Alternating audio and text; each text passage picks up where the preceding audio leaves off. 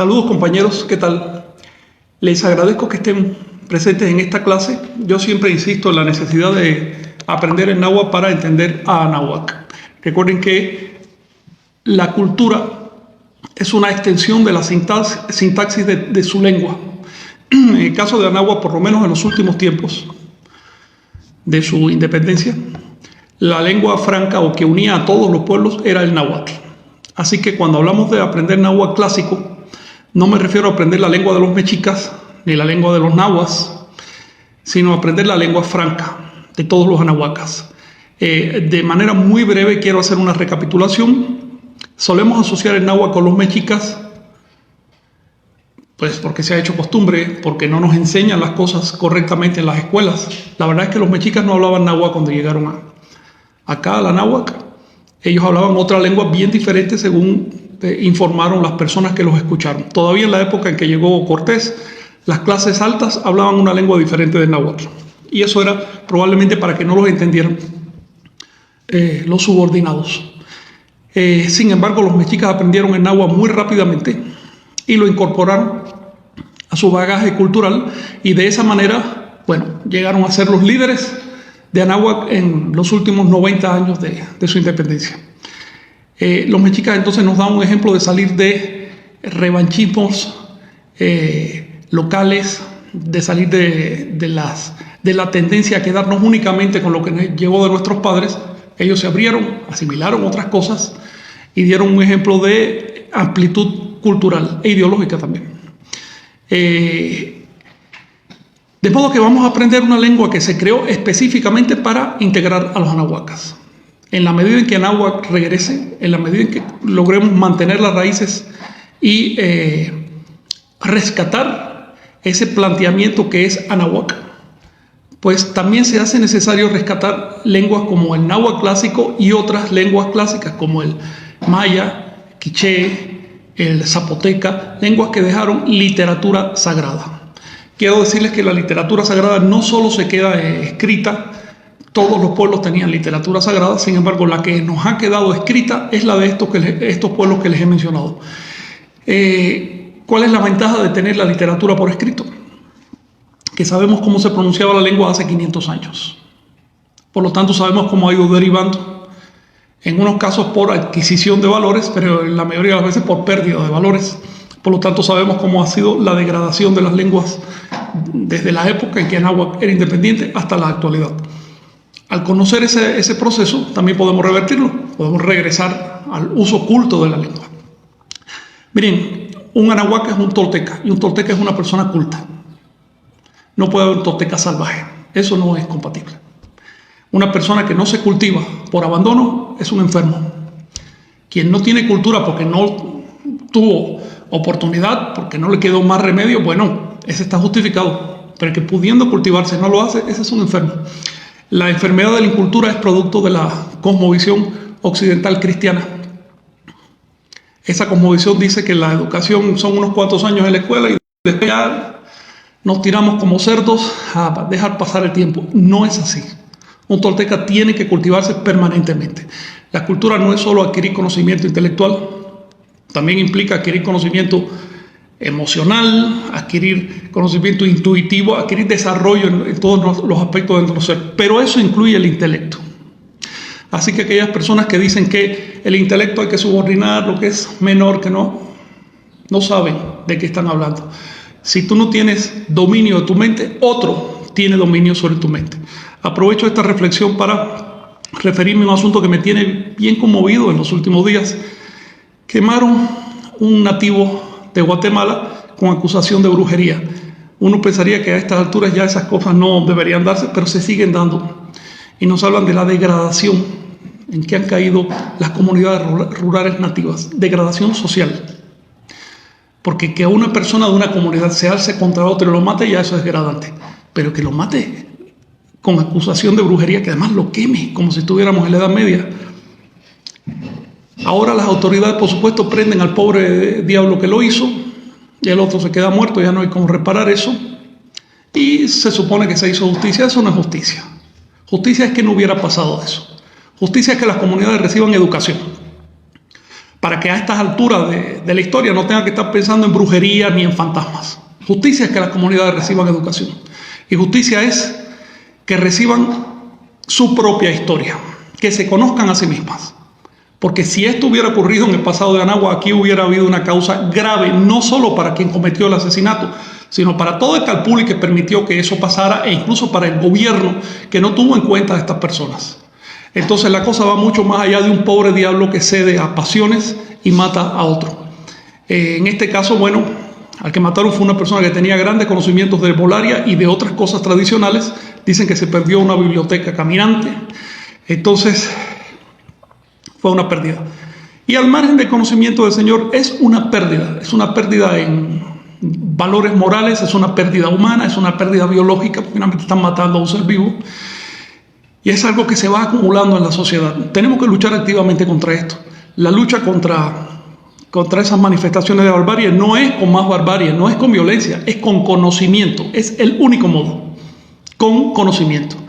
Detrás de estas manifestaciones hay una creciente entrada de sectas pseudo cristianas. No son cristianas porque ninguna de estas sectas finalmente aplica los principios del cristianismo. Sectas que vienen, sus líderes solo tienen interés en una cosa: dinero. Y por supuesto vienen a predicarles armagedones y paraísos y cielos y cuanta cosa se pueda prometer, con tal de sacarles dinerito al más pobre, al más humilde.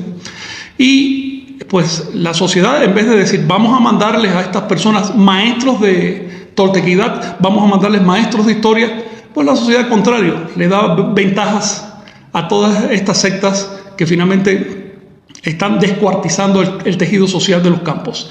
Miren, en las circunstancias en que estamos no se trata de lo mejor, se trata de lo menos malo. Es preferible una Latinoamérica católica que una Latinoamérica dividida en cientos de sectas.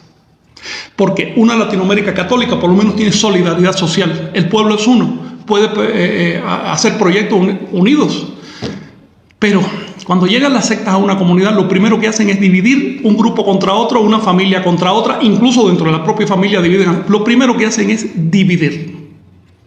Estas sectas crecen en la descomposición, son como hongos. No crecen cuando el tejido está sano, pero si ya se está muriendo esa sociedad, vienen, la dividen, la matan, porque una sociedad quebrada se muere. Y entonces florecen en esa descomposición. Van a vivir 20, 30 años esas sectas, serán sustituidas por otras porque esas sectas no tienen larga vida. Son nada más negocios montados por oportunistas para sacarle dinero al tonto. Yo les aconsejo que tengan mucho cuidado con la penetración de estas sectas, pero no hay que recibir a esas personas con odio, porque esas personas son víctimas. Están siendo comandados desde el exterior. Los verdaderos culpables están en el exterior. Así que al compañero que habla de que tirar iglesias, bueno, si quieres caer en lo mismo que están haciendo ellos, adelante, pero entonces serás parte del problema. Necesitamos 1000 personas en México que manejen el náhuatl clásico. ¿Eres tú uno de ellos? Mientras tú no seas uno de ellos, no tienes derecho a hablar de que se tiren las iglesias de los demás. Libertad primero. Cada cual tiene derecho a escoger la creencia que le dé la gana. Así que cuando yo hablo en contra del avance de estas sectas, no estoy hablando de reprimir a las personas, ni de negarles su derecho a militar donde les dé la gana. Estoy hablando de que se les dé información para que puedan escoger informadamente, para que sea una verdadera elección, una elección libre y no una imposición. Entonces, después de este exabrupto, y mis respetos a la persona que fue asesinada y mis respetos a toda la comunidad que finalmente está siendo víctima de este tipo de manipulaciones, entramos en la clase de hoy. La clase de hoy tiene dos partes. En la primera vamos a estudiar un mecanismo de la lengua náhuatl. Es un mecanismo que se usa mucho. Ustedes tienen que haberse dado cuenta de este mecanismo. Vamos a ver cómo se arma. En la segunda parte vamos a estudiar los nombres sagrados del panteón anahuaca. El mecanismo al que me refiero ahora se llama la frecuentación. Les voy a poner un ejemplo. El término niño se dice en náhuatl pil. Pil. En plural, los niños se dice pi, pil, Sí, sí. ¿Entiendes? estamos notando algo. En primer lugar, que a la raíz pi se le añadió el sufijo chin. Para hacer plural. Pero además estamos notando que esta raíz fue reduplicada. Dicho correctamente, fue frecuentada. Es la misma raíz que se frecuenta. No confundir con el fenómeno de reduplicación de sonido que puede ocurrir porque una palabra se junta con otra y de pronto coinciden los sonidos. Pero eso ya no es la frecuentación de la misma sílaba, sino simplemente un caso de convivencia de sonidos. Y también fue frecuentado el sufijo sin. Así que lo primero que vemos es que hay una frecuentación de la raíz y una frecuentación del sufijo. Lo segundo que vemos es que la raíz está representada en el segundo elemento del par, no en el primero. Así que no es pil, pil, sin, no. Es pil, pil, sin. En el primer elemento del par se eliminó esta L. En el segundo elemento del par se eliminó esta L. Bien, eso lo vamos a ver ahora con más calma. ¿Cómo aprendemos las reglas del náhuatl? Observando los detalles, comparando. ¿Ven? Diciendo, a ver, esto ocurre aquí en esta palabra, vamos a buscarnos otra vez si también ocurre. También ocurre, pues ya son una regla. En la tercera no ocurre. Tengo que sospechar que hay una excepción por algún motivo. Vamos a ver si hay más excepciones. Así es como se trabaja la lengua. Entonces, es muy común que aparezcan en náhuatl sílabas dobles.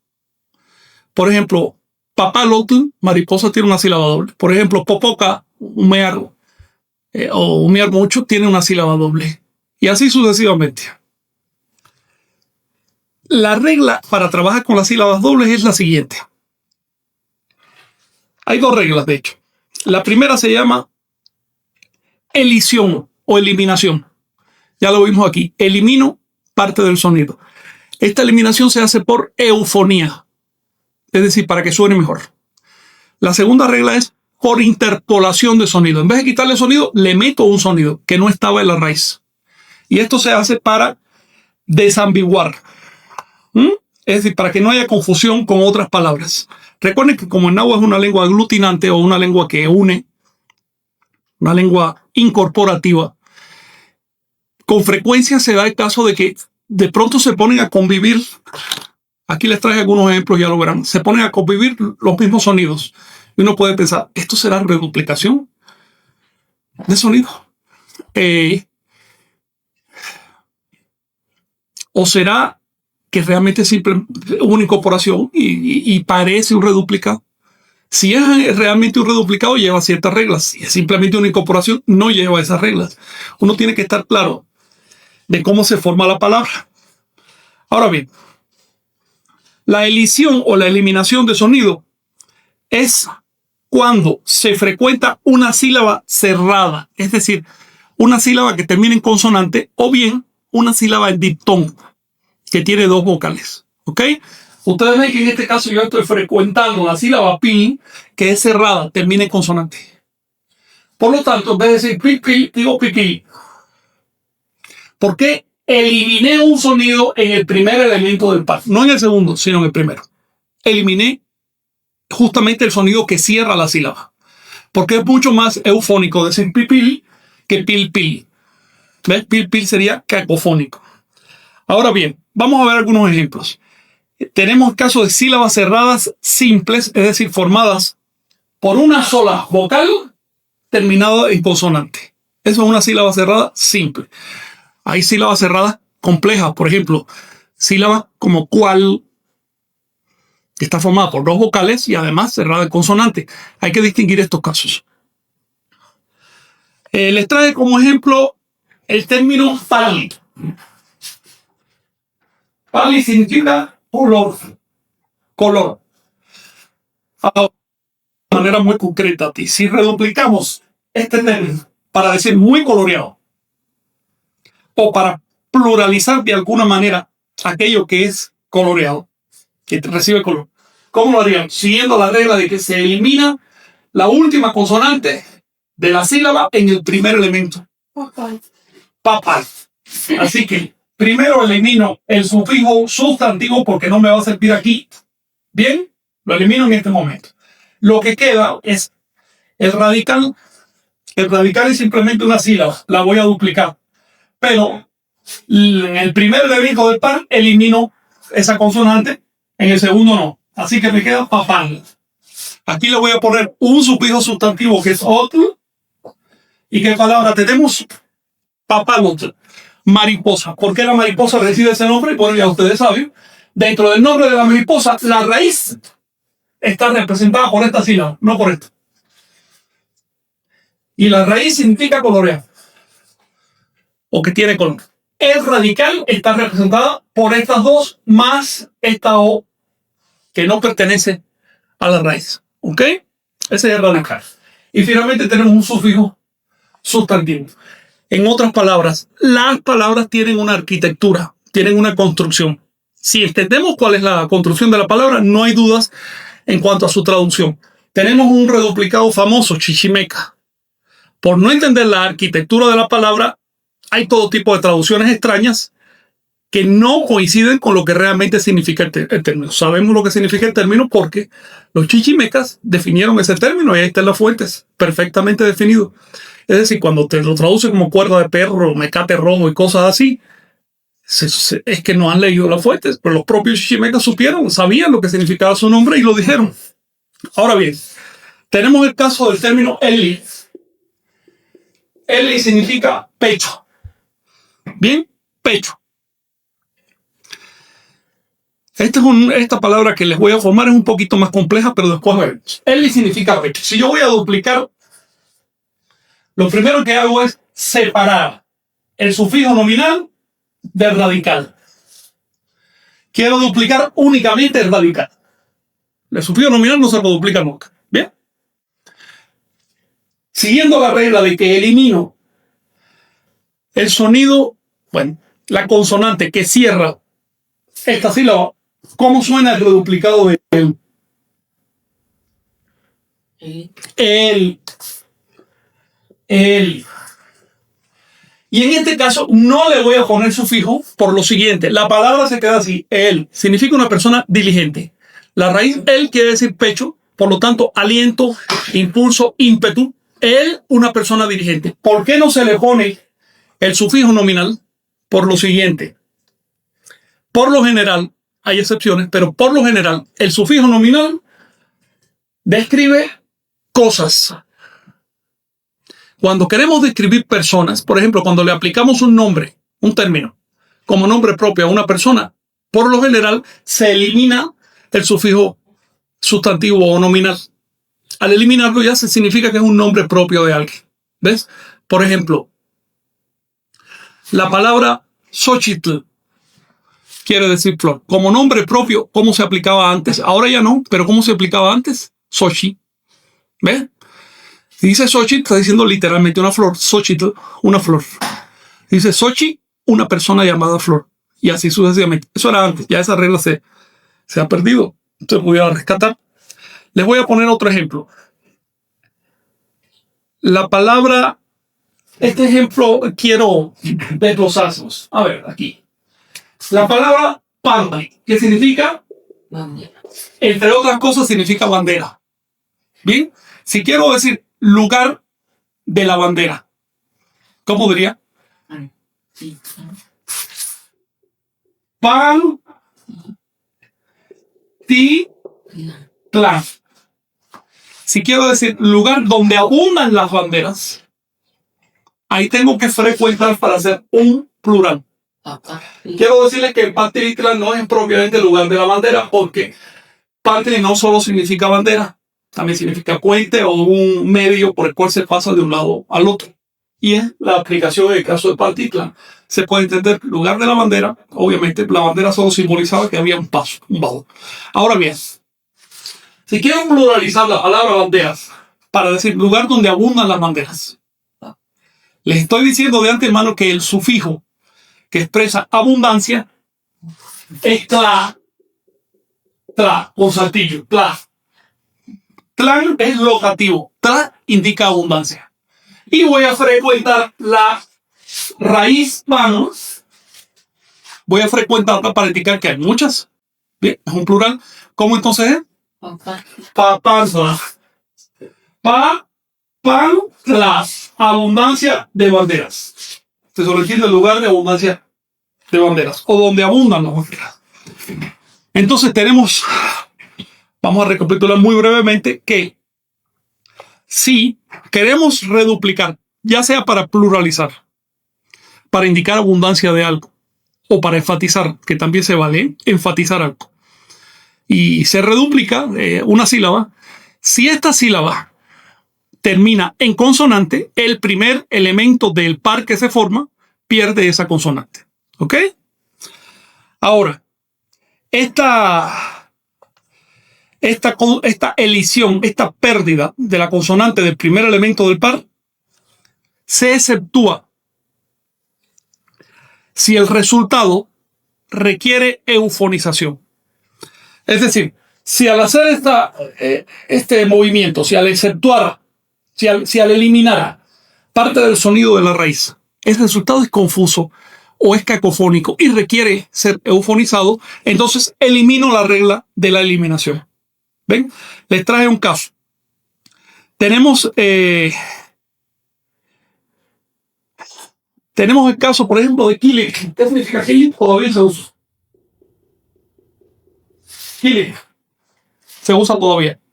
Significa legumbre. Hoy se pronuncia Kelly, como en Kelit. Kelit. ¿Bien?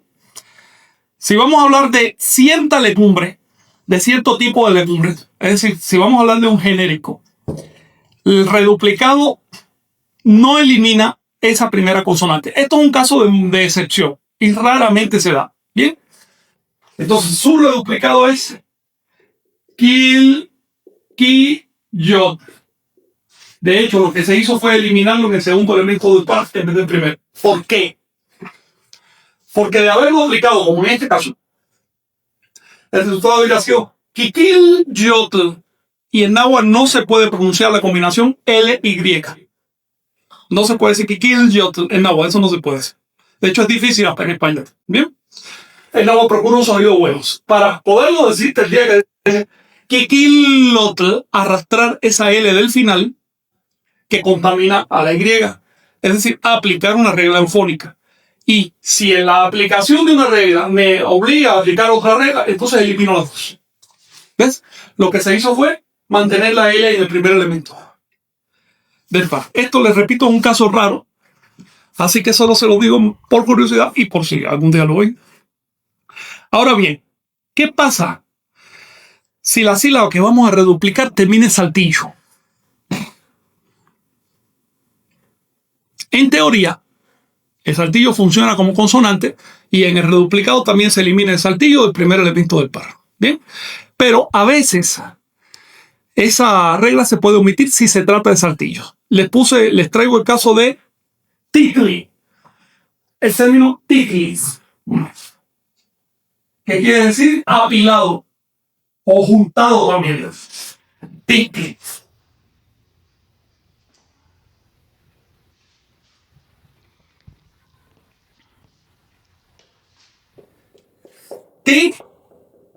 Tri, juntado o apilado. Si lo reduplico, eso es tititl. Observen que este saltillo se perdió aquí. Bien, en el caso de saltillo lo puedo hacer. Esto no es por una regla de reduplicación, sino por una regla de aplicación del sufijo sustantivo. Bueno, se la voy a comentar. En teoría, esta palabra debería haberse reduplicado así. Ti, elimino el saltillo. Ti, aquí sí lo mantengo. Pero si yo tengo un saltillo, ya no puedo decir, ya no puedo sumarle el sufijo tl, tengo que sumarle el sufijo tli. Y el resultado sería titi, tli. Una sílaba más que una sílaba extra que itititl. Y el náhuatl trata de, digamos, condensar, contraer los términos en la medida que se pueda para que no se pongan tan largos. Entonces, hay una excepción, o puede haber excepciones, y es bastante frecuente en caso de sílabas que terminan en saltillo. En este caso se elimina el saltillo. Ahora bien, las sílabas que se componen de dos vocales, sílabas en diptón, son de dos tipos. Todos los diptongos menos aquellos que terminan en U, todos los diptongos menos aquellos que terminan en U, eliminan la consonante final del primer elemento del par. Por ejemplo, tenemos quali, bueno. Quali, bueno. En efecto, es la misma raíz cual del término latín qualitas. Si ustedes estudian esta raíz, van a ver que es más vieja que el mundo y que aparece en buena parte de las lenguas de la tierra significando cualidad, calidad o algo bueno, o también relativo a la masticación y a la comida. Quali, bueno, ¿cómo se reduplica quali para decir muy bueno?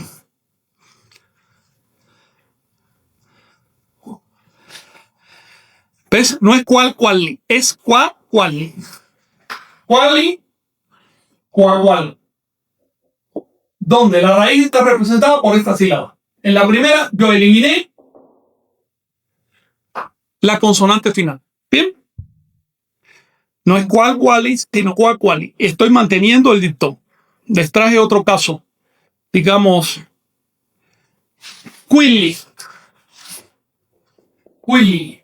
¿Qué quiere decir? Curvo. ¿Cómo reduplico esto? Bueno, reduplico quilli, le elimino la I, el primer término se me queda en cuicuilco. Por ejemplo, ¿no? ¿Qué quiere decir cuicuilco? Quilli es algo curvo. Cuicuilco, donde hay círculos y se refiere a zócalos en forma circular. Cuicuilco. Ahora bien, si ese saltillo se forma con una U, la cosa cambia. Claro. Porque si, por regla del náhuatl, si una sílaba y por supuesto si una palabra terminan en U, de manera automática adquieren un saltillo. Tú no puedes terminar una sílaba en U y ya. Tienes que terminarla siempre en saltillo. Les pongo el caso de cuautli. No puede decir cuautli, sino cuautli. Donde quiera que va una U, va un saltillo. Bien, ¿cómo se reduplica en este caso? Cuautli significa águila o árbol. Vamos a decir arboleda. O mejor, vamos a decir el dueño de una arboleda. El dueño de una arboleda. ¿Cómo lo reduplicamos? Pues, reduplico, por supuesto, el componente cuau que pierde la U. Así que si son diptongos terminados en U, se elimina esa U. No solo el saltillo, también se elimina la U. Si lo que quiero decir es el dueño de una arboleda, el resultado es cuau. Pero como yo le voy a añadir un sufijo de posesión E, es decir, una vocal, esta U se me transforma en W, cuacuahue. En otras palabras, U más saltillo seguida de vocal se transforma en consonante más vocal. Es decir, en W más vocal. La W es consonante, no es vocal. Así que no es cuacuahue, no, es cuacuahue. Incluso es una consonante que tiende a B corta o F en su pronunciación. Una nota, no hay que confundir las frecuentaciones con casos de convivencia de sonidos porque uní dos palabras. Después les traje aquí un ejemplo. Hay un pájaro que se llama chamolín. ¿Lo conoces, el pájaro chamolín? Es un pájaro muy rojo, el chamolín. Bien. Y hay una salsa, ¿cómo se dice? ¿Agua? Todavía se usa mucho la palabra. ¿Cómo se dice salsa? No, se dice mole. Así que si tenemos el pájaro chamolín, que es un pájaro rojo, más la salsa mole, y los uno para decir salsa roja, ¿cuál es el resultado? ¿Cuál es el resultado? Chamolmoli, si quieres, o chamolmoli, da igual. Aquí tenemos un mol y aquí tenemos otro mol. Y cualquiera podría pensar que son frecuentados, en que se omitió la regla de la frecuentación, pero no es frecuentado en absoluto. Es simplemente una convivencia de sonidos por incorporación. Así que hay que distinguir estos casos. ¿Alguna cuestión hasta aquí? Sí, te han hecho. Dime, sí, una por favor, una. ¿Qué significa? Permíteme. Relacionada con la clase, pues, si Sí, se puede. está Sí. relacionada con Sí. la clase. Permíteme, es que se me ha perdido la pregunta. ¿Qué significa bolonic? ¿Qué significa? Bolonic. Bolonic. Bolonic. Ajá. En náhuatl no se pronuncia la B. En náhuatl, bolonic no significa nada. Quizás sea una corrupción de un término anterior. Te ruego que en ese caso lo escribas con más precisión, o a lo mejor es un dedazo. Pero bolonic en náhuatl no significa nada. Ahora bien, vamos a la segunda regla de trabajo con los frecuentados. Esta regla dice que si en lugar de frecuentar una sílaba que termina en consonante o en saltillo, yo frecuento, duplico, una sílaba que termina en vocal, una sílaba simple que termina en vocal, como pa, no, etc. Entonces, en lugar de quitar sonido, le añado sonido. Es decir, entre los dos elementos del par que resulta, meto un saltillo. Les trae un ejemplo muy simple. El verbo ir significa beber. Si quiero decir beber con insistencia o beber varias cosas o incluso beber lo que me pongan delante, lo recuento. Es y.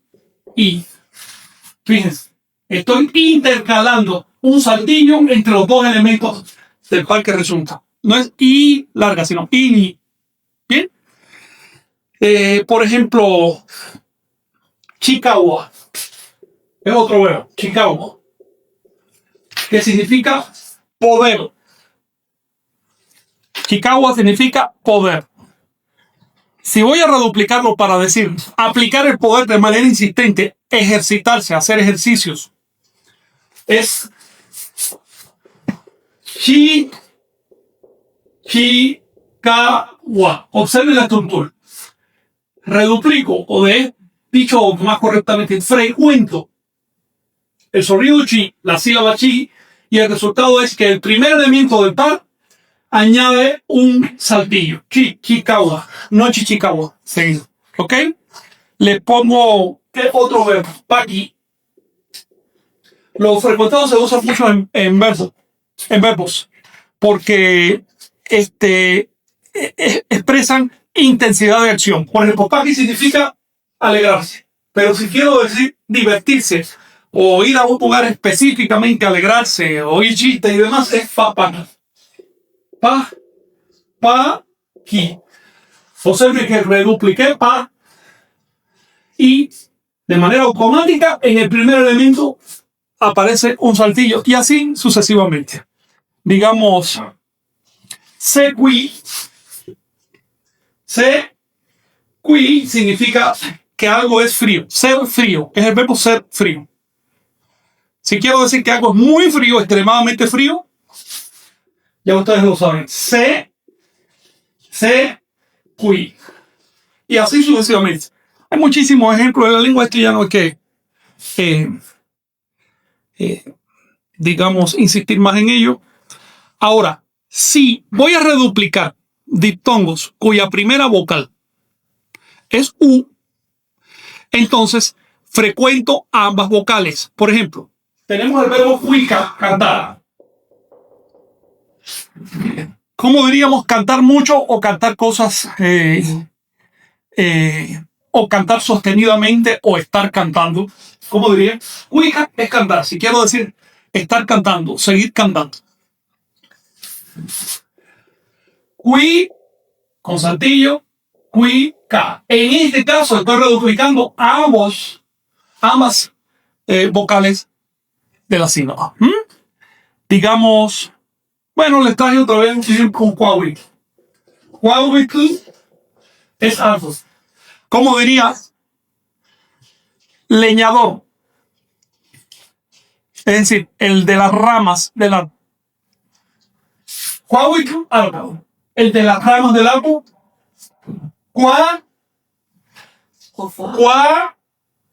Fíjense que estoy reduplicando with. Ahora bien, y para terminar esta clase de los reduplicados, les traje un caso especial. Y son términos que se forman con una I demarcativa. Bien, con una I demarcativa. Es decir, términos que tienen una I, pero esa I no pertenece a la raíz, sino que se metió ahí para demarcar, para separar el radical de los sufijos. Les pongo el ejemplo de la palabra maitl. Maitl. Mano. ¿Cuál es su sufijo nominal? Ahí. Señálamelo tú. No, maitl es la palabra completa. Su sufijo nominal. No. Ma. El sufijo que le da carácter de sustantivo. El sufijo, el que va al final. Tl. Bien, ¿cuál es la raíz? Ma. La raíz es ma, no es mai. Por lo tanto, esta es una I demarcativa. Aísla el radical del sufijo. Cuando se reduplican estas palabras, que, como por ejemplo, white, cabeza, hay unas cuantas que tienen esa I demarcativa. Cuando se reduplica, el par pierde esa I en su primer elemento. Por ejemplo, mind. Es una roseta de las que se hacen para decoración de telas, un pompón o un puño. En sentido figurado, se usa solo para las telas. Sí. Sí, algunos compañeros sugieren si pueden mencionar los significados de las palabras con verdad. Sí, lo hago, pero bueno, si quieres lo hago con más... ¿Qué significa cuacuali? ¿Cuacuali? Bueno, así, sería así, sola, muy bueno. Intensamente bueno, cuacuali. Pero hay que ver el contexto también. De hecho, no muy bueno, sino algo muy bueno, porque cuali es un sustantivo, no un adverbio. Ahora, vamos a trabajar ahora, en la segunda parte de esta clase, un asunto que se comenta con frecuencia. Es un asunto que genera discusión. Los nombres sagrados del panteón. Si hacemos un inventario de nombres sagrados, quizás pasen de 200 o 300. Los cronistas españoles que hicieron el inventario cuando llegaron acá, les interesaba ese tema, encontraron que había 2000 nombres sagrados. Ellos los calificaron como nombres de dioses. En otras palabras, 2000 dioses. Se escandalizaron, sin ponerse a pensar que la Biblia dice que en el cielo viven más de 300 millones de criaturas espirituales. Sin ponerse a pensar que en el santo oral católico hay cientos de santos. Mami, ¿podrías controlar al perrito, por favor? Entonces, por favor, ¿puedes controlar al perrito? Sí, me está perturbando porque está llorando. Entonces, hay varias preguntas. sí.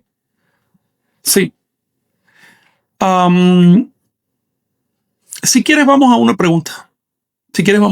Me desconcentró del perro. Mira, Daniela Pérez pregunta, pero si hay frecuentación en medio de la palabra.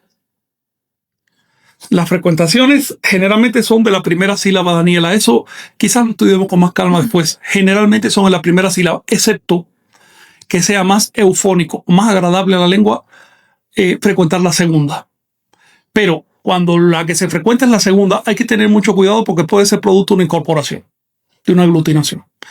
Te voy a poner un caso de esto. Digamos el término que significa ¿qué cosa? 10. Si voy a decir de 10 en 10, lo hago a través de un reduplicado. Eso le da un cierto plural, pero un plural distributivo. Pero no digo matlante, sino tla-tla-tri, porque la sílaba tla es eufónica con respecto a la sílaba ma. De manera que, si no hay confusión, se puede reduplicar la segunda sílaba. No conozco ningún caso de reduplicado de tercera sílaba. Sí conozco muchos casos en que parece que la segunda está reduplicada, pero en realidad hubo una incorporación. Así que yo prefiero trabajarles a ustedes los casos más sencillos. Claro que la lengua es mucho más compleja. Ahora bien, concentrándonos en la segunda parte de esta clase. Los cronistas entonces inventariaron 2000 dioses, dijeron que eran dioses, pero recuerden que los cronistas venían con una visión cristiana. En la visión cristiana, en el cielo viven literalmente espíritus. Es decir, seres que no tienen cuerpo físico, pero son autoconscientes, volitivos. Algunos son buenos, otros son malos, hay términos medios. En fin, es toda una fauna lo que vive en el cielo en la composición cristiana. Así que cuando llegaron los europeos y observar que había miles de nombres de dioses, lo interpretaron como si fueran dioses por el estilo de los cristianos. Incluso Sagún dijo, a ver, si este tiene todos los atributos de Dios, estaba hablando de Tezcatlipoca, si este tiene todos los atributos de Dios y no es Dios, entonces es el diablo, así de simple. Para los anahuacas, los dioses de Anáhuac no eran falsas entidades que se habían creado los anahuacas, eran seres reales, eran los nombres de los demonios. Pensaban que los españoles que llegaron acá, a diferencia de los actuales investigadores, creían en los dioses de Anáhuac, solo que los consideraban demonios. Los actuales investigadores, con esa suficiencia de la cultura moderna, dicen, no, los dioses no existen. Esos son inventos de los anahuacas porque eran unos tontos que les gustaba creer en fantasmas, sin ponerse a analizar que esa visión de fantasmas en el cielo no es de la religión anahuaca, es de la religión cristiana. Entonces hay un equívoco sobre otro equívoco. Eso es lo que llaman hoy antropología mesoamericana. Ahora bien, ¿había o no había dioses en Anáhuac? Quiero decirles una cosa.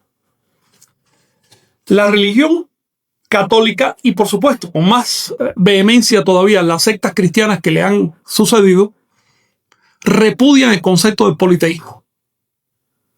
Dicen, con falsedad, pero lo dicen, nosotros tenemos un solo Dios, ayudado por fulanito, menganito, el otro, arcángeles, serafines, querubines, el otro, a 300 millones. Pero es un solo Dios. Mientras que los demás tienen pluralidad de dioses. Así que nosotros somos monoteístas, eso dicen los cristianos, y los demás son politeístas. Nosotros somos los buenos y los que nos vamos a salvar. Los demás merecen ser asesinados del modo más cruel, incluyendo fuego. Eso es lo que dice la religión cristiana. ¿Por qué? Porque los demás tienen un montón de nombres divinos y nosotros solo tenemos un nombre divino. Entonces, no voy a meterme en el caso de la obvia mentira que dice la religión cristiana, porque un libro que habla de 300 millones de seres espirituales no es un libro monoteísta. No voy a meterme en ese análisis, sino en el hecho de que la religión cristiana durante 5 siglos nos ha generado una marca de rechazo al politeísmo y una marca de bienvenida o de aceptación del monoteísmo. Por eso hoy en la tradición de Anáhuac, tanto en la maya como en la mexica, se suele sentir bien la gente cuando se dice solo había un Dios y se sienten mal cuando se dice había muchos dioses. Esto no refleja la realidad de los hechos. Esto refleja simplemente la predisposición cristiana que hay en la mente de quienes ahora vivimos. Es muy difícil sacarse ese rechazo al politeísmo. Así que cuando te dicen, los anahuacas tenían varios dioses, uno dice, no, eso no puede ser. Eso no puede ser porque la iglesia me dijeron que eso es malo. Los anahuacas no eran malos, así que no tenían muchos dioses. ¿Ven? Nos engañamos con el pensamiento cristianizado. En efecto, los anahuacas eran politeístas y tenían un montón de dioses, por supuesto. Igual que los budistas, igual que los hindúes, igual que los taoístas. ¿Cuál es el problema de tener un montón de dioses? El problema es creer que los dioses son fantasmas que viven en el cielo. En el cielo no vive ningún fantasma. En el cielo no vive ningún ser espiritual. Los seres espirituales están aquí dentro. Cuando caemos de rodillas frente a Dios, pueden estar seguros que estamos cayendo de rodillas frente al propio ego. Ahí no hay otra cosa. Ahora, mi tema no es de teología hoy, mi tema es de historia.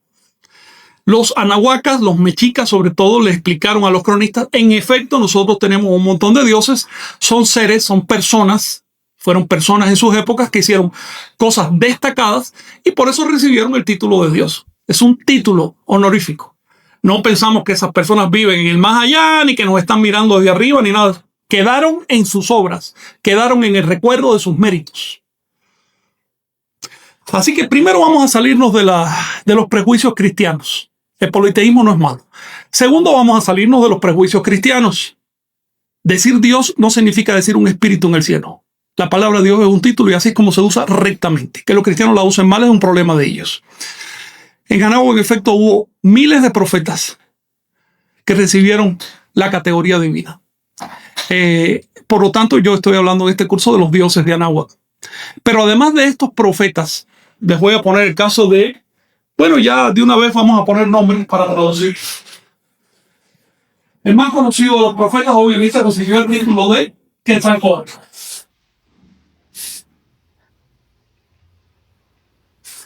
Quetzalcóatl.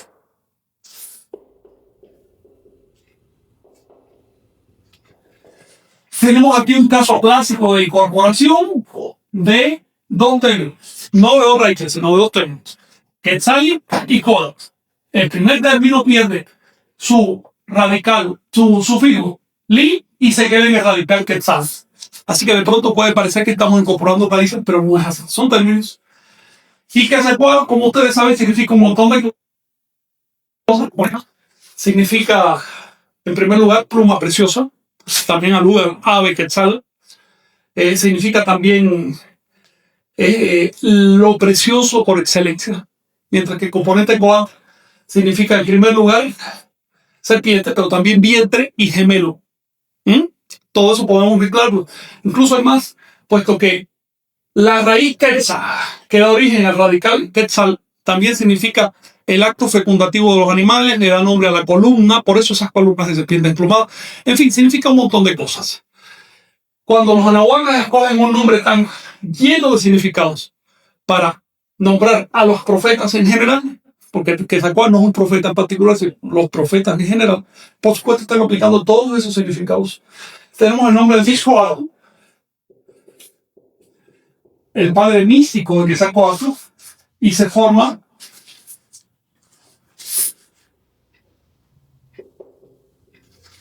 de el radical mish, que quiere decir nube, más Coatl, serpiente. Mishcoatl es el nombre que le daban a la Vía Láctea. Como ustedes ven, no estamos hablando de un espíritu en el cielo, sino de un objeto concreto, la Vía Láctea.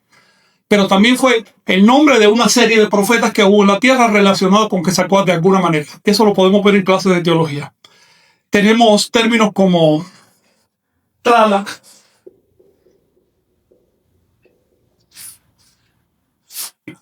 Tlaloc, siendo un nombre propio, sospechen que ha perdido un sufijo nominal. Eso le pasa con frecuencia a los nombres propios.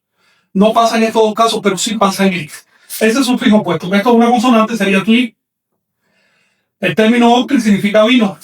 Tlal es radical de tierra, vino de la tierra. Pero o solo es un adverbio que se puede entender incluso como encima o con. Por lo tanto, la fuente traduce el claro también con tierra o sobre la tierra. ¿Qué significa claro? El momento en que el espíritu, de manera metafórica, toma contacto con la materia y crea cuerpos vivos. Por eso es el Señor de la fertilidad. En este caso estamos hablando de títulos que representan a personas que existieron. Uno de ellos se aplica a un concepto astronómico, otro se aplica a un concepto, digamos, teológico general, que son los profetas. Y el nombre de un atributo de la naturaleza que es la fertilidad.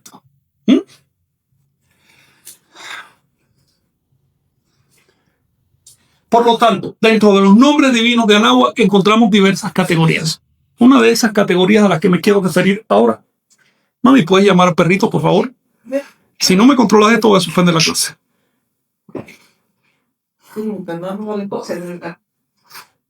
Bueno, a la otra categoría de nombres que quiero referirme es a conceptos abstractos que representan no tanto profetas y no tanto atributos de la naturaleza, sino características abstractas del universo. Y aquí vamos a hablar específicamente de un conjunto de nombres como Tloquenahuaque,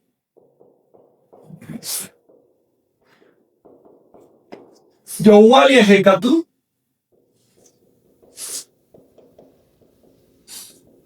Ipanemuani,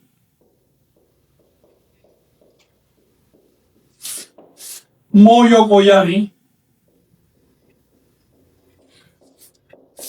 y Kenamica.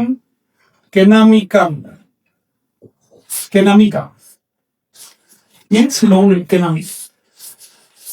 Tloquenahuaque. En Este caso, veis la presencia al final de los dos componentes del nombre de un sufijo que indica posesión, significa dueño de. Así que, Tloque, Nahuaque, es el dueño de esto y de esto. ¿Qué significa Tloque? Tloque es un adverbio que significa junto. Junto, ya sea que estés junto a algo, por ejemplo, no Tloque, la pizarra es no Tloque, estoy junto a la pizarra. O también significa íntimamente. Es un adverbio que alude al centro, a lo que se funde en un centro. Por otro lado, tenemos el adverbio Nahuac, que quiere decir alrededor o en la periferia. Así que Tloque, Nahuac es el dueño del centro y el dueño de la periferia. Y es un título que significa la totalidad. El que está presente tanto en el centro de cada fenómeno como en su periferia. El que está presente en el centro del universo o en su esencia, como en sus manifestaciones hasta donde quieras llegar. La totalidad. Eso es lo que significa Tloque Nahuac. Tenemos el caso de Yowali Ejeka. Este es un nombre muy bueno. Se forma de la palabra Yowali, que quiere decir oscuridad o tinieblas. Y Ejeka, que quiere decir viento. ¿Cómo se combinan ambos conceptos? Recuerden que en Tloque Nahuac tenemos centro y periferia. Es decir, no son dos nombres al azar. Son referencias a dos aspectos de lo mismo. El mismo ser tiene un centro y tiene una periferia. Tiene una esencia y tiene una apariencia. Eso es lo que significa Tloque Nahuac. En el caso de Yowali Ejeka encontramos lo mismo. Yowali significa la oscuridad y Ejeka significa el viento. Si tenemos por un lado lo oscuro y por el otro lado el viento, ¿cuál es el punto en común? Es una pregunta literal. ¿Podría responder? El punto en común entre lo oscuro y el viento. Lo oscuro no se ve. El viento no se toca.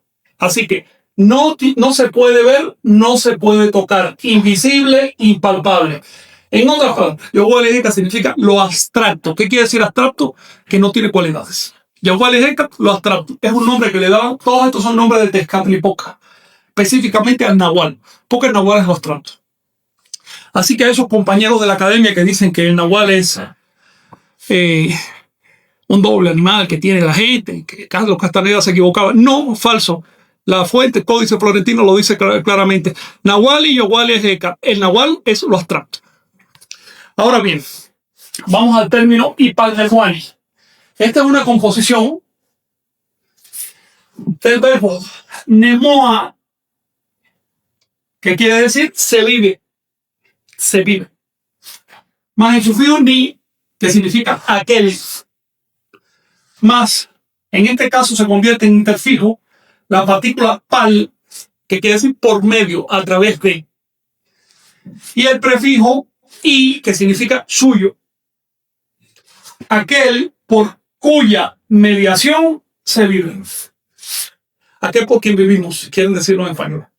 Aquel por cuya mediación se vive, literalmente. Y par de muanes. Se lo traje porque ve que adentro hay sintaxis. En español nosotros ordenamos las cosas al revés. Ponemos aquel delante. En agua se pone al final. Y par nemoa ni. Aquel por cuya mediación se vive. Vamos al término moyogoyán. Esto es un nombre muy, digamos, especial, porque refleja una característica que no tiene par en la teología y por lo tanto tampoco en la filosofía occidental. Es decir, no lo recogen las religiones del viejo mundo y tampoco lo recogen las filosofías. El término moyogoyán es en forma de cuerpo yokoya, que ahora vamos a tratar de traducir. Más el sufijo ni, que significa aquel, es igual que acá. Más el pronombre reflexivo mo, es decir, sé. Aquel que sé qué. Yokoya significa estas cosas: inventar, crear, visualizar o llegar a ser a través de la visualización. Es decir, aquel que se crea a sí mismo, no en un sentido físico, sino en un sentido perceptual. Aquel que se crea a sí mismo y expresa un grado de conciencia. No estamos hablando de un espíritu en el cielo. estamos hablando de un grado de conciencia. Quienes no tienen ese grado de conciencia obviamente no lo pueden entender, y por eso ahí tú ves a los cronistas españoles denunciando a Moyo Collani como si fuera un ídolo. ¿Ven? Es por eso que cuando se trata de los dioses de Anáhuac, no es rechazar, es entender. El rechazo es una actitud cristianizada, es entender. Ahora tenemos el caso del nombre Kenami Cain, que es poco conocido, se forma de, vamos a decir, de Kenam, de la raíz Ken, que quiere decir cómo. Can es el locativo para dónde, cómo y dónde. Y son preguntas en este caso. Así que el último nombre de Tezcatlipoca que estamos estudiando es una pregunta. ¿Cómo y dónde? ¿Qué quiere decir que le llamaban cómo y le llamaban dónde? Significa que no sabemos absolutamente nada de él. Así que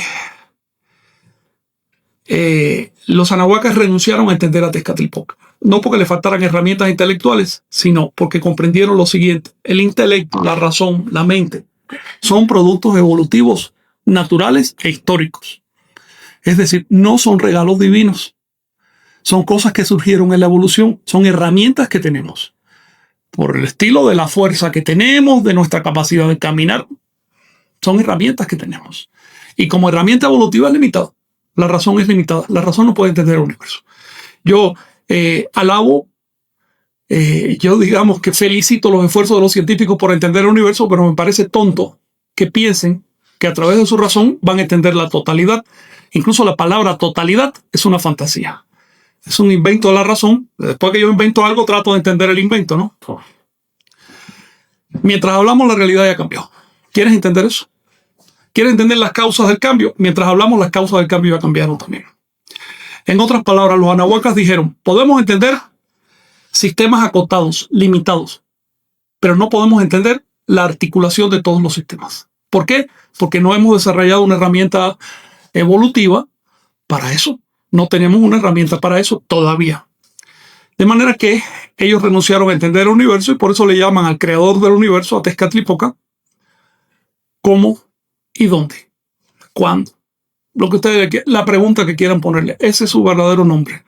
Significa que puede salir por donde menos te lo esperes. Aquí tenemos el caso de que mientras más leyes físicas se descubren, más excepciones hay a esas leyes y nuevas cosas aparecen. Y esto no tiene fin, porque el universo no tiene fin. Y si no tiene fin, si la energía no fue creada jamás, si es eterna, ahí hay un infinito para todo tipo de cosas. Entonces, la cosmovisión, la religión anahuaca, pues tratado de creencias, propone lo siguiente: en lugar de gastar la energía tratando de reducir todo a la razón, tratemos de ampliar la percepción. Si amplías tu marco perceptual, obviamente vas a poder ubicar mejor las cosas y la razón va a llegar a resultados mucho más ciertos. ¿Hay alguna cuestión sobre esto?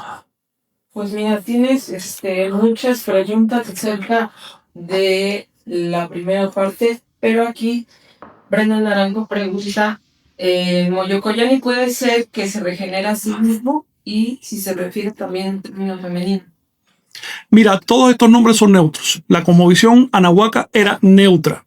Cuando dice un nombre, lo mismo es femenino que masculino. Esta tendencia a convertir los masculinos en femeninos es propia de la cosmovisión cristiana. Eso no se presentó en Anáhuac. En mi opinión, una lengua equilibrada no necesita explicitar los géneros a menos que sea realmente necesario, a menos que esté hablando un macho o de una hembra. Yo creo que podemos usar términos genéricos para todo. Pero eso, imagínense, las lenguas machistas es más difícil. Por lo tanto, cuando pensamos en que cada dios tenía su diosa, eso sigue siendo pensamiento cristiano. Cada concepto divino incluye los dos polos de manera automática. Ahí los tiene. Y sí, Moyo Collani se puede interpretar persona, si quieres que te lo diga en femenino, que se regenera a sí misma permanentemente. Pero para regenerarse a sí mismo, primero hay que descubrir el sí mismo. Es decir, ir más allá de la apariencia, encontrar la corazón, encontrar el corazón. Moyo Collani es el que ha encontrado su propio corazón. Es un modo de decirlo también. Y por lo tanto se crea ya no de padre y madre, ya no de la comida, ya no de la sociedad, sino se crea de su propia voluntad. Moyo Collani es el nombre que le dieron a Tezcatlipoca como el aspecto volitivo del universo. ¿Sí? Nos pregunta, entonces, ¿qué es Tezcatlipoca? Tezcatlipoca es un nombre perteneciente a la lengua náhuatl, objetivamente hablando. Si la pregunta es, ¿qué significa Tezcatlipoca? Tezcatlipoca significa, se lo voy a escribir, Tezcatl,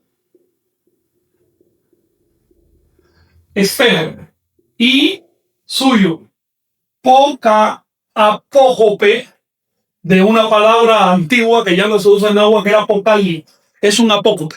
No se trata de un verbo. Aquí se trata de un sustantivo y eso quizás lo veamos después. ¿Y qué significa humo? Zumo del espejo. Si la pregunta es qué significa filosófica o metafóricamente el nombre de Tezcatlipoca, espejo quiere decir los sentidos. Es decir, aquello que nos pone en contacto con el universo.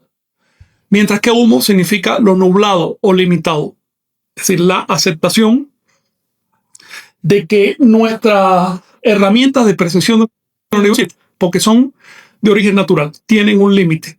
De ahí que Tezcatlipoca también se llame con una pregunta, ¿cómo y dónde? ¿Sí? Nicasio González pregunta, ¿para eso son los ejercicios de ampliar la percepción? Sí, mira, Nicasio, la cultura occidental ha entrado en un callejón sin salida y pronto va a topar con una pared. Y es la idea de que para entender el universo tenemos que aplicar herramientas de raciocinio cada vez más refinadas.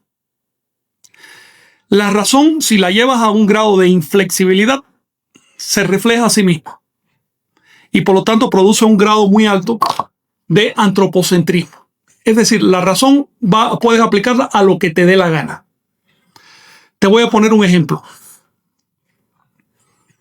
En nuestra experiencia, ninguna cosa sale de la nada. Todo lo que existe tuvo una causa. Por lo tanto, es razonable pensar que el universo no pudo haber salido de la nada. Luego, el universo tuvo una causa y podemos decirle Dios a esa causa. Así que para un creyente es absolutamente razonable pensar que Dios es la causa del universo. Bien, ese es un proceso razonable. Está muy bien. Pero tiene un problema. El problema es pensar que el universo salió en algún momento. Si consideramos que el universo es eterno, entonces ya no necesitamos una causa para ese universo. Tiene un segundo problema. El problema es pensar que todo lo que existe tiene una causa. Si todo lo que existe tiene una causa, mi pregunta es, ¿Dios existe? Sí, entonces tiene una causa. Si no todo lo que existe tiene una causa, ¿por qué entonces le quieres aplicar causa al universo? ¿Ven? Lo que parece razonable de pronto se convierte en un disparate. La razón no es la herramienta para entender el mundo. La herramienta para entender el mundo es la percepción. La actitud científica no es el por qué, sino el qué. La descripción correcta de lo que existe va mucho más lejos que los intentos metafísicos de explicar. Todos los por qué pertenecen a la metafísica. Todo el mundo físico, como mundo real, tratamos en términos de qué. ¿Qué es lo que hay ahí? Quiero describirlo correctamente.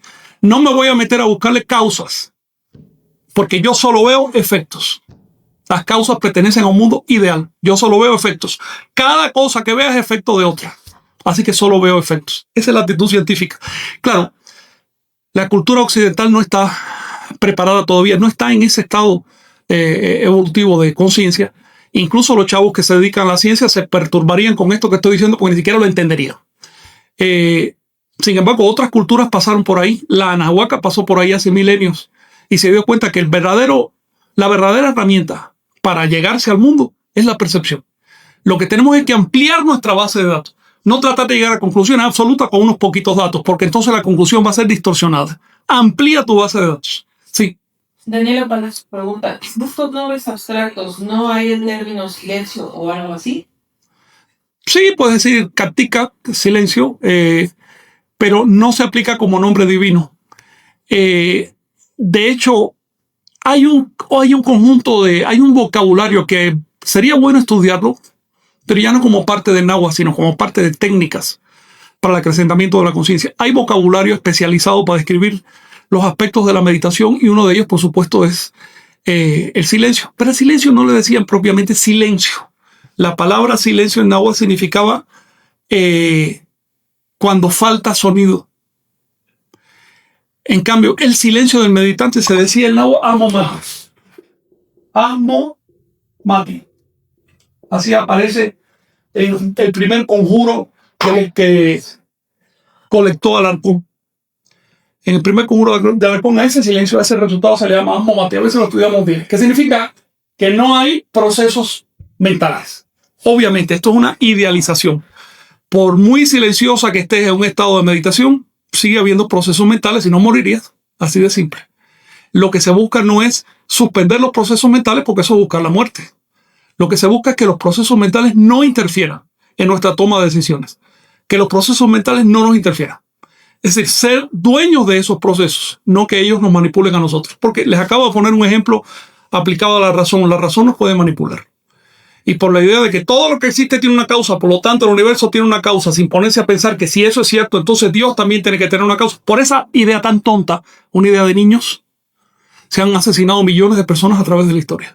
Entonces, más vale dominar los procesos mentales, emocionales, intuitivos, confiar demasiado en la intuición. La intuición es una trampa. Por supuesto que se equivoca. Si la intuición no se equivocara, no habría 30.000 sectas cristianas ahora, todas fundadas por grandes intuitivos. ¿Alguna cuestión? Sí. Sí, Laura Protesi pregunta, Yowali Ejenkatl, por eso trabajar con el viento era muy importante para los soñadores sin Carlos. Mira, la verdad, en un estado de conciencia acrecentada, el viento, el agua, la tierra, lo que sea, la luz, son avenidas de trabajo. Son herramientas, se pueden convertir en herramientas para el trabajo. Lo que significa Yowali Ejenkatl ya se los planteé. Es el viento simplemente no se toca, la oscuridad, la noche no se ve, por lo tanto lo que no se ve no se puede tocar. No estamos hablando del aire, tampoco del viento, estamos hablando de lo abstracto. Carlos Castaneda dice en uno de sus libros, el nahual es lo abstracto máximo. Abstrae toda característica perceptual a la percepción, él le llama el tonal, abstrae el tonal, ¿y qué queda? El nahual es el sustrato de la realidad. Si quieren hablamos más de eso en alguna clase dedicada a la teología, pero en el caso del nombre Yowali Ejenkatl se estaba refiriendo a aquello que está por debajo del mundo que percibimos. El concepto para trabajar con Yowali Ejenkatl es este. El nahual es todo. El tonal es la parte del todo que percibimos. Esa es la relación entre nahual y tonal. Sí. Bueno, hay dos preguntas. Por ejemplo, aquí Miguel Ángel Pérez dice, ¿qué hay con el principio hermético de causa y efecto? Gracias por tu respuesta. Miguel Ángel, y es la última pregunta. Digamos que en un lenguaje relativo, literario, podemos hablar de causas y efectos.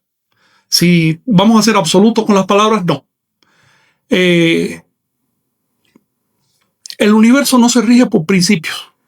El universo se rige por tendencias estadísticas. En otras palabras, si yo lanzo la pelota contra la pared, va a rebotar, pero no va a rebotar eternamente. Si la lanzo un número suficiente de veces, va a llegar un momento en que la traspase. Porque la pared está formada prácticamente por espacio vacío y la pelota también. Y si se alinean esas oquedades, esos vacíos, por supuesto que la traspasan. De manera que el universo se rige por tendencias estadísticas. Y nosotros a escala local, y porque vemos en poquito, a esas tendencias les llamamos leyes y principios. Y después vienen los literatos que te ponen listas de principios para regir la vida. Pero la realidad excede cualquier descripción que hagamos. Así que, Miguel Ángel, mi idea es, para acrecentar la percepción, vamos a no eliminar, no votar, sino dejar un momento a un lado todos estos principios místicos, químicos, cabalistas y demás, y atrevernos a enfrentar el hecho simple de que existimos y percibimos. Eso ya es suficientemente mágico. Eso merece atención. No atención a través de procesos mentales, no atención a través de definiciones, principios y dogmas, sino atención directa, inmediata. Con esto nos quedamos. Gracias por su presencia y nos vemos en la próxima.